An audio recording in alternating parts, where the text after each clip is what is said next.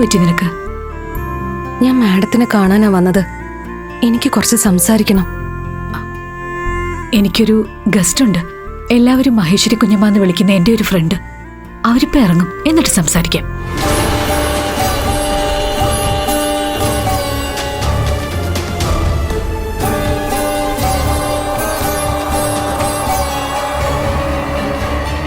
ഇതാ വന്നല്ലോ.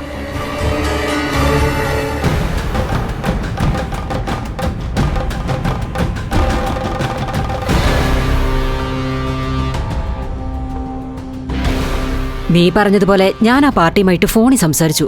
അത് നമുക്ക് ശരിയാവില്ല. വേറെ നോക്കാം. നോക്കാം. ആ, ഇത് വിസ്മയ, റബേക്കയുടെ ഫ്രണ്ടാ, എന്റെ ബെസ്റ്റ് സ്റ്റുഡന്റ്. നീ ഒന്ന് വന്നേ.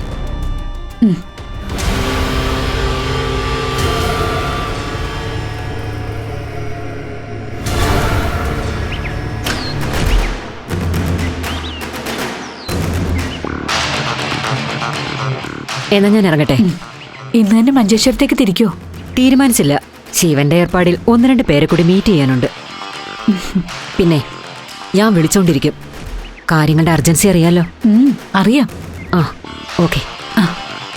പോയിട്ട് വരാം. ശരി.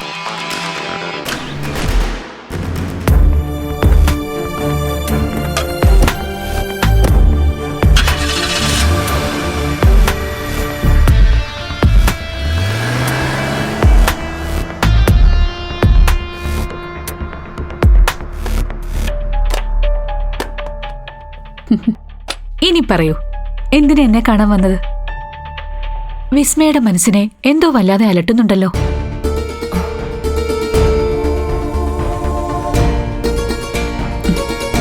വാ, നമുക്ക് മുകളിലിരുന്ന് സംസാരിക്കാം. വാ.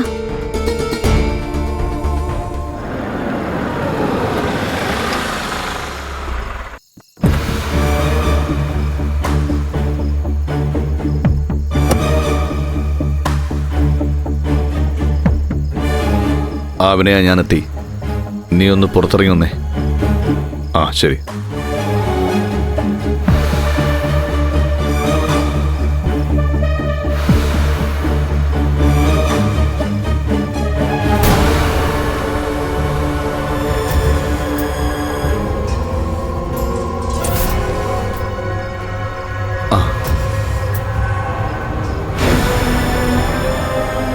എന്തായിക്കാ അത്യാവശ്യമായിട്ട് കാണണമെന്ന് പറഞ്ഞത്? നീ നേരത്തെ കടയിൽ നിന്ന് ഇറങ്ങിപ്പോയില്ലേ? ചില കാര്യങ്ങളുണ്ട്. വാ, പറയാം.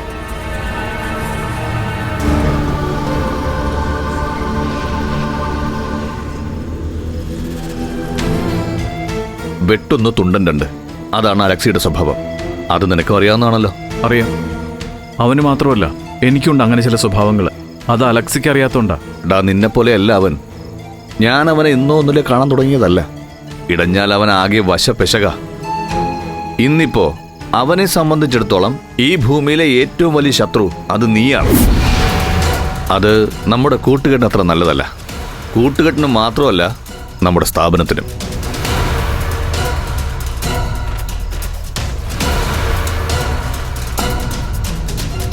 ഞാൻ അവനോട് പലതരത്തിൽ പറഞ്ഞു നോക്കി. അവനൊന്നും കേൾക്കുന്നില്ലടാ.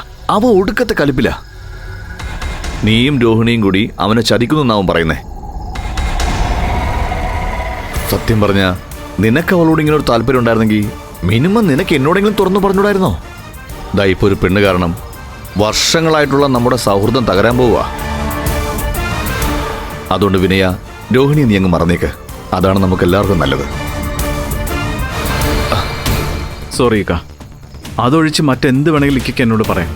അനുസരിക്കാൻ ഞാൻ തയ്യാറാ. പക്ഷെ രോഹിണിയുടെ കാര്യത്തിൽ എൻ്റെ പെറ്റമ്മ പറഞ്ഞാലും എനിക്ക് ഒഴിവാക്കാൻ പറ്റില്ല എന്ന് അലക്സിയോട് പറഞ്ഞേക്ക്. ഒരു പെണ്ണിന് വാക്ക് കൊടുത്താൽ ചതിക്കുന്നവനല്ല ഈ വിനയചന്ദ്രൻ.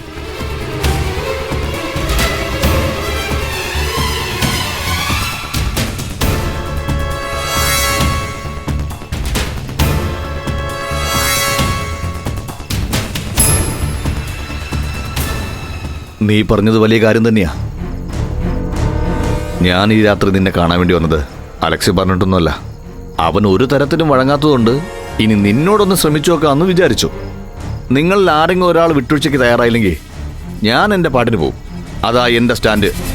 എന്റെ പൊന്നിക്ക, എനിക്ക് അവളെ കൈയൊഴിയാൻ പറ്റാത്തത് കൊണ്ടാ. ഇക്കെങ്കിലും എന്നെ ഒന്ന് മനസ്സിലാക്ക്. ഞാൻ നിന്നെ മനസ്സിലാക്കിയതുകൊണ്ട് ഒരു കാര്യമില്ല. നീ മറക്കാൻ പാടില്ലാത്ത കാര്യം, നീ നടത്തുന്ന മംഗല്യ ടെക്സ്റ്റൈൽസിന്റെ വലിയൊരു ശതമാനം ഇൻവെസ്റ്റ്മെന്റ്സും അവൻ്റെതാണെന്നുള്ളതാ. ദേ, സ്വന്തം ഷെയറും തിരിച്ചു വാങ്ങി അവൻ പോയാ മംഗല്യ ടെക്സ്റ്റൈൽസ് എന്ന പ്രസ്ഥാനം നിനക്ക് പൂട്ടേണ്ടി വരും വിനയ. പിന്നെ എനിക്ക് പോലും നിന്നെ ഹെൽപ്പ് ചെയ്യാൻ പറ്റിയെന്ന് വരില്ല.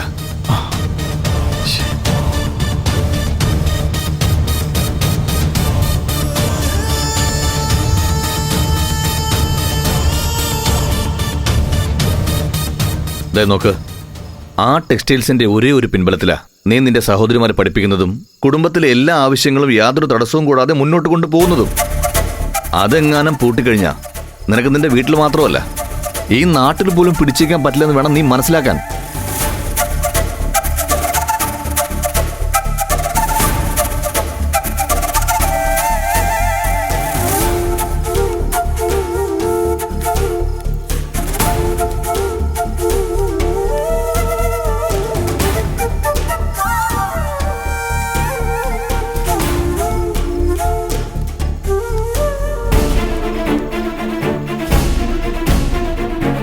ഇനി കൂടുതൽ ഒരു സംസാരവും വേണ്ട, അത് നടക്കില്ല.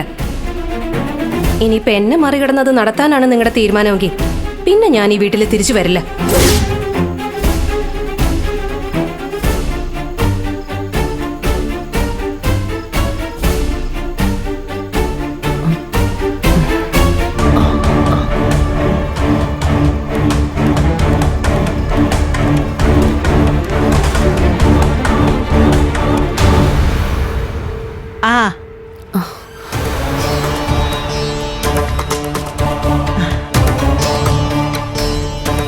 നാളെ ക്ലാസ് ഇല്ലേ? മോളുടെ മുഖം വാടിയിട്ടുണ്ടല്ലോ, എന്തു പറ്റി? എന്താ മോളെ, എന്തു പറ്റി? ഒന്നുമില്ല മുത്തശ്ശി. ഒന്നുമില്ലാതെയല്ല, എന്തോ ടെൻഷനുണ്ട്. മുഖം കണ്ടാൽ അറിയാലോ. എന്താടി, കോളേജിൽ എന്തെങ്കിലും പ്രശ്നം ഉണ്ടായോ? ഒന്നുമില്ലാന്ന് പറഞ്ഞില്ലേ. എനിക്ക് നല്ല വിശക്കുന്നുണ്ട്. അമ്മ കഴിക്കാൻ എന്തെങ്കിലും എടുത്തു വെക്ക്.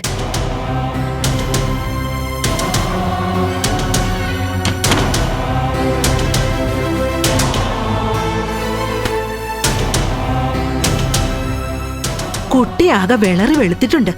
എന്തു പറ്റിയോ എന്തോ? പകലൊന്നും കഴിച്ചു കാണില്ല, അതാണ് ഇത്ര ക്ഷീണം. പിന്നെ നീ മോക്ക് പെട്ടെന്ന് എന്തെങ്കിലും ഉണ്ടായി കൊടുക്ക്. വിനയനും ഒന്നും കഴിച്ചിട്ടില്ല. അവൻ ആ കുട്ടിയെ കൂട്ടിക്കൊണ്ടു വന്നിരുന്നെങ്കിൽ അവന്റെ പ്രശ്നം തീരുമായിരുന്നു. ഹാ, അതൊക്കെ സംസാരിച്ച് അവസാനിപ്പിച്ചതല്ലേ. നീ ചെന്ന് മോക്ക് എന്തെങ്കിലും ഉണ്ടാക്കി കൊടുക്കു സുമംഗലേ.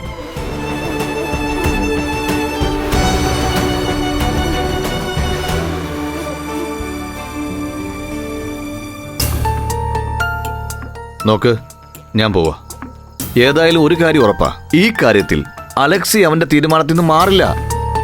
അങ്ങനെ സംഭവിച്ച നിന്റെ ഭാവി എന്താവെന്ന് മാത്രമേ എനിക്ക് ടെൻഷനുള്ളൂ. ജീവിക്കാനുള്ള ആ സ്ഥാപനമാണ് നിനക്കിപ്പോ അത്യാവശ്യം, അല്ലാതെ രോഹിണിയെ കല്യാണം കഴിക്കലല്ല. അതല്ല, രോഹിണിയെ സ്വന്തമാക്കി മറ്റെല്ലാം നഷ്ടപ്പെടുത്തിയിട്ട് നീ അവളെയും കൊണ്ട് എവിടെ പോയി ജീവിക്കും?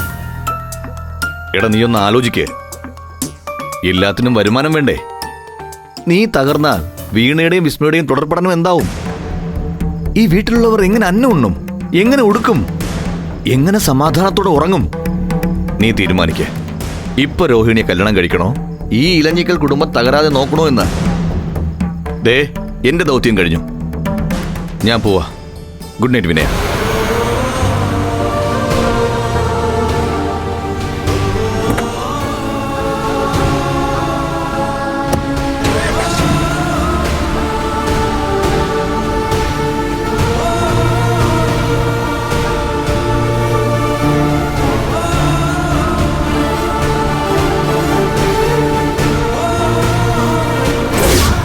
തിരിച്ചു വിളിക്കരുത്, പിന്നാലെയും വരരുത്. ഈ കടയിൽ വെച്ചാണ് നമ്മൾ ആദ്യമായിട്ട് കണ്ടത്. ഈ കടയിൽ വെച്ച് തന്നെ നമ്മൾ അവസാനമായും കാണുന്നു.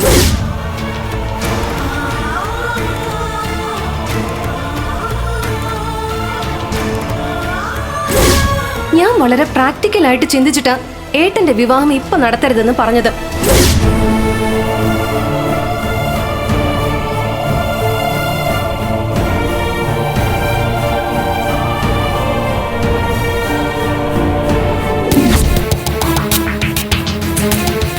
ഓഹോ, അപ്പൊ അങ്ങനെയാണ് കാര്യങ്ങൾ. നിന്റെ ചേട്ടൻ ആള് വിചാരിച്ചതുപോലെയല്ല. ചേട്ടനോട് എനിക്ക് ഒരു ദേഷ്യമില്ല മാഡം. ഞാനൊരു ഡോക്ടറായി കാണണമെന്ന് ഏറ്റവും കൂടുതൽ ആഗ്രഹിച്ച് എന്റെ ഏട്ടന്റെ ആവശ്യത്തെ സത്യം അറിയാതെ ഞാൻ എതിർത്തത്. എന്തുകൊണ്ട് ഏട്ടൻ അത് ആവശ്യപ്പെട്ടെന്ന് മനസ്സിലായപ്പോ എനിക്ക് എന്നോട് തന്നെ വെറുപ്പ് തോന്നുക മാഡം. വിസ്മയ, റിലാക്സ്. നിന്റെ അപ്പോഴത്തെ തീരുമാനം ശരിയായിരുന്നു എന്നാ എന്റെ അഭിപ്രായം. ഒപ്പം തന്നെ വിനയചന്ദ്രന്റെ ആവശ്യവും ശരിയാണ്. എന്ന് പറഞ്ഞ രണ്ടുപേരെയും കുറ്റപ്പെടുത്താനാവില്ല എന്നർത്ഥം. എന്തുകൊണ്ടാണ് കുടുംബത്തെ മറന്ന ഏട്ടൻ സ്വന്തം കല്യാണത്തെക്കുറിച്ച് പറഞ്ഞതെന്ന് ഇപ്പൊ നിനക്ക് മനസ്സിലായില്ലേ? ഇപ്പൊ ബോള് നിന്റെ കോട്ടില. ഏട്ടൻ വിവാഹം കഴിച്ച ഇനിയും കുടുംബത്തിന്റെ താളം തെറ്റുമെന്നാണ് നിനക്ക് ഇപ്പോഴും തോന്നുന്നതെങ്കിൽ സ്വന്തം തീരുമാനത്തിൽ നീ ഉറച്ചു നിൽക്കണം. നിങ്ങൾക്ക് വേണ്ടി നിങ്ങളുടെ ഏട്ടൻ ആ കുട്ടിയെ വേണ്ടെന്ന് വെക്കും, എനിക്ക് ഉറപ്പാ. അപ്പോ രോഹിണി ചേച്ചിയുടെ വയറ്റിൽ വളരുന്ന ഏട്ടന്റെ കുഞ്ഞ്? അതെ, അതൊരു ചോദ്യമാണ്. ഏട്ടൻ ഉപേക്ഷിച്ചാൽ രോഹിണി ഒന്നുകിൽ ആ കുഞ്ഞിനെ വേണ്ടെന്ന് വെക്കും, അല്ലെങ്കിൽ വാശി കാണിച്ച് ആ കുഞ്ഞിനെ പ്രസവിച്ച് വളർത്തും. നിന്റെ ഏട്ടന്റെ രക്തം അച്ഛനില്ലാത്ത കുഞ്ഞായി എവിടെയെങ്കിലും വളരും. അയ്യോ, അത് വേണ്ട. രോഹിണി ചേച്ചിയോടും ആ കുഞ്ഞിനോടും എനിക്ക് ഒരു വെറുപ്പുമില്ല. അവര് പാവമല്ലേ? എങ്കിലൊറ്റ വഴിയേ ഉള്ളൂ. ആ പാവൻ രോഹിണി ഗർഭിണിയാണെന്ന് ലോകം അറിയുന്നതിന് മുൻപ് ഏട്ടന്റെയും രോഹിണിയുടെയും കല്യാണം നിങ്ങൾ നടത്തുക. ആ കല്യാണം നടത്താൻ വിസ്മയക്ക് സമ്മതമാണെന്ന് വീട്ടിലെല്ലാരോടും പറയാം. മാത്രമല്ല, എത്രയും പെട്ടെന്ന് അത് നടത്താൻ വേണ്ടത് ചെയ്തു കൊടുക്കുക. ഒപ്പം രോഹിണി ഗർഭിണിയാണെന്ന കാര്യം വിസ്മയ അറിഞ്ഞതായിട്ട് ഭാവിക്കേണ്ട. എന്തു പറയുന്നു?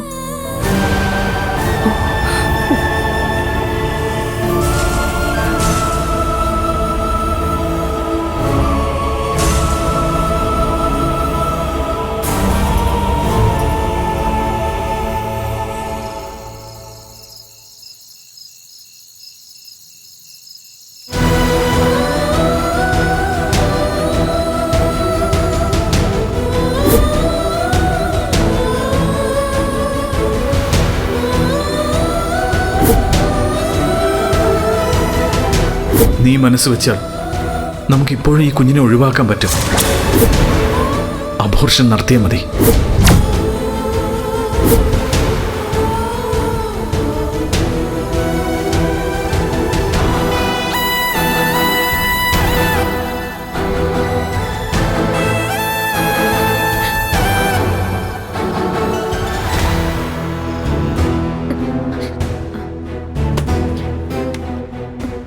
என்னடி நீ இந்த ஷோப் இது நேரத்தை கிளம்பிட்டியா? தினம் லேட்டா தானே வருவே, ഇന്ന് என்ன ஆச்சு? ഞാനിന്ന് ഷോപ്പിൽ പോയില്ല. ഷോപ്പുക്ക് പോകலையா? ഏ, என்ன ஆச்சு உனக்கு? ഓ, എന്താവാൻ, ഇനിയൊന്നും പറ്റാനില്ല മല്ലി. ഒരു പെൺകുട്ടിക്ക് പറ്റാനുള്ളതെല്ലാം പറ്റിക്കഴിഞ്ഞു എനിക്ക്. என்னடி பேசுறது? கொஞ்சம் ക്ലിയറാ சொல்லு. പറഞ്ഞിട്ടൊന്നും കാര്യമില്ല. എന്റെ ലൈഫ് കോഞ്ഞാട്ടായിട്ട്. കോഞ്ചാട്ട് എന്നാ? പുരിയല്ല. നശിച്ചു, തകർന്നു, തൊലഞ്ഞു പോച്ച്. മനസ്സിലായോ?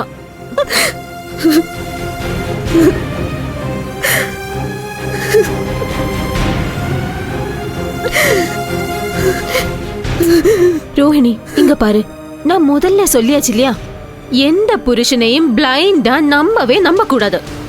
யார் அவன்? അവനെ വെറുതെ വിടக்கூடாது. അവൻകിட்ட ഞാൻ പേസണുമാ? ഇനി പറയാനൊന്നും ഇല്ല മല്ലി, എല്ലാം കഴിഞ്ഞു. ഞാൻ തോറ്റുപോയി. എനിക്ക് ആരുമില്ല. ആരും.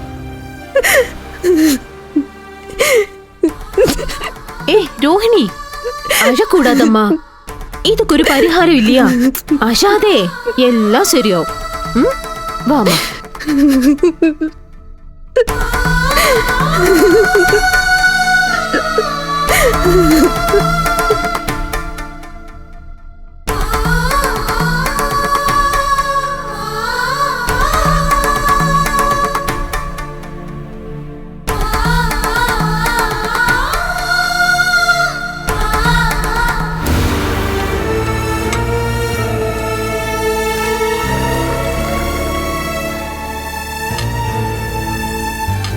ഞാൻ പഠിച്ചു ജയിച്ച് ഹൗസ് സർജൻസിയും കഴിഞ്ഞ് പ്രാക്ടീസും തുടങ്ങി വരുമാനം വന്നു തുടങ്ങുന്ന വരെയെങ്കിലും ഏട്ടൻ കാത്തു നിൽക്കണം.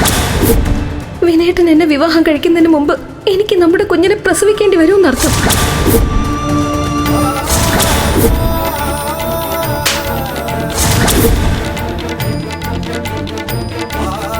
നാണം കെട്ട മനുഷ്യൻ. അശ്രദ്ധയും അബദ്ധമൊന്നും അല്ല എനിക്ക് ഈ വയറ്റിൽ തുടിക്കുന്ന ജീവൻ. എന്റെ സ്വപ്നം അത്.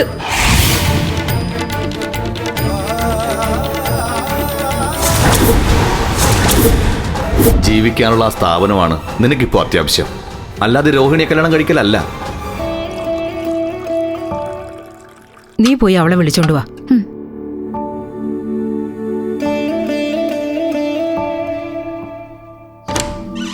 ചേച്ചി, അമ്മ ആഹാരം കഴിക്കാൻ വിളിക്കുന്നു.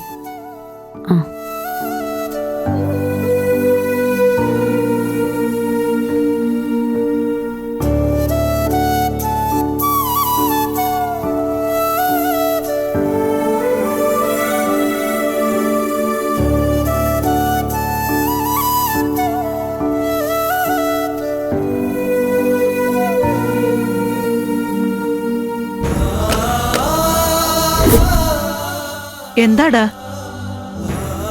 കഴിച്ചു തുടങ്ങും മുമ്പേ എണീറ്റ് പോകുന്നത്?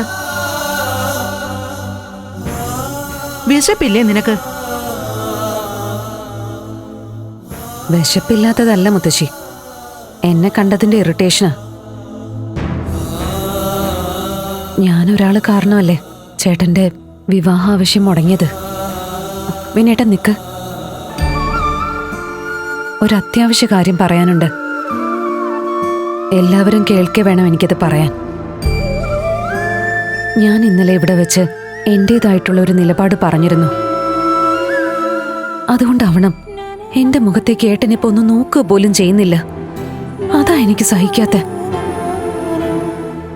ഓർമ്മ വെച്ച നാള് മുതല് ഇന്ന് വരെ എന്റെ മുന്നില് മുഖം കറുപ്പിച്ച് ഏട്ടൻ നിന്നിട്ടില്ല. അതിനുള്ള അവസരം ഞാൻ ഉണ്ടാക്കിയിട്ടുമില്ല. പക്ഷെ ഇപ്പൊ അത് നടന്നു. അതുകൊണ്ട് ഞാൻ എന്റെ നിലപാട് മാറ്റുക. ഏട്ടന്റെ കല്യാണ കാര്യത്തിൽ ഞാനെടുത്ത തീരുമാനം തെറ്റിപ്പോയി.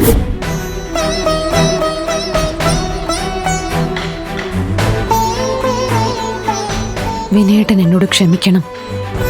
I M so sorry.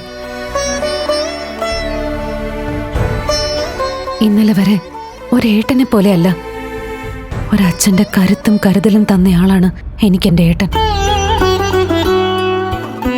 ആ ഏട്ടനെ ഞാൻ വേദനിപ്പിച്ചത് തെറ്റായിപ്പോയി. അമ്മയും മുത്തശ്ശനും മുത്തശ്ശിയും നമുക്കെല്ലാവർക്കും ചേർന്ന് എത്രയും പെട്ടെന്ന് ഏട്ടന്റെ കല്യാണം നടത്തണം. രോഹിണി ചേച്ചിയെ കൊണ്ട് തന്നെ.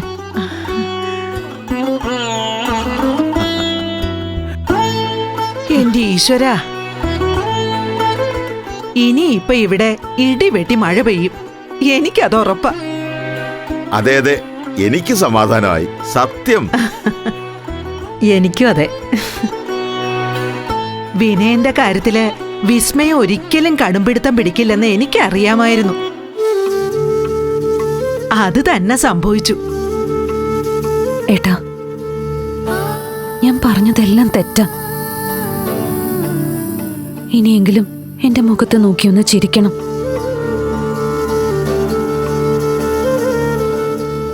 അപേക്ഷയാ. അല്ല അല്ല ചേച്ചി, ചേച്ചി എന്താ പെട്ടെന്നിപ്പോ വാക്കുമാറ്റിയത്? എന്തു പറ്റിയിപ്പോ? വാക്കല്ലേ മാറ്റാൻ പറ്റൂ, നാക്ക് മാറ്റാൻ പറ്റുമോ? നീ ഒന്നും മിണ്ടാതിരുന്നേടി.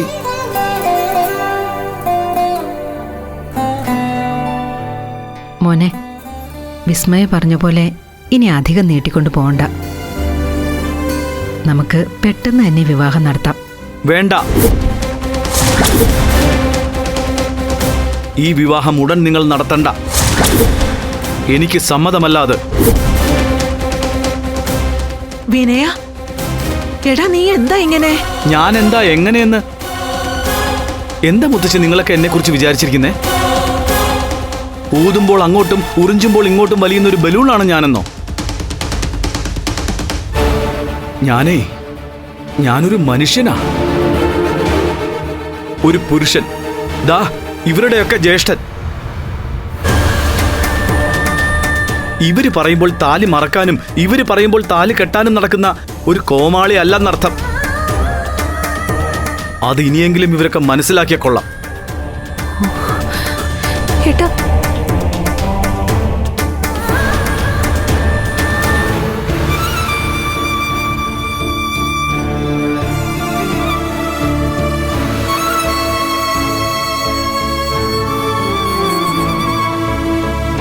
ഫ്ലവേഴ്സ് ടിവിയുടെ സ്മാർട്ട് ഷോയിൽ പങ്കെടുക്കാൻ നിങ്ങളെ ക്ഷണിക്കുന്നു.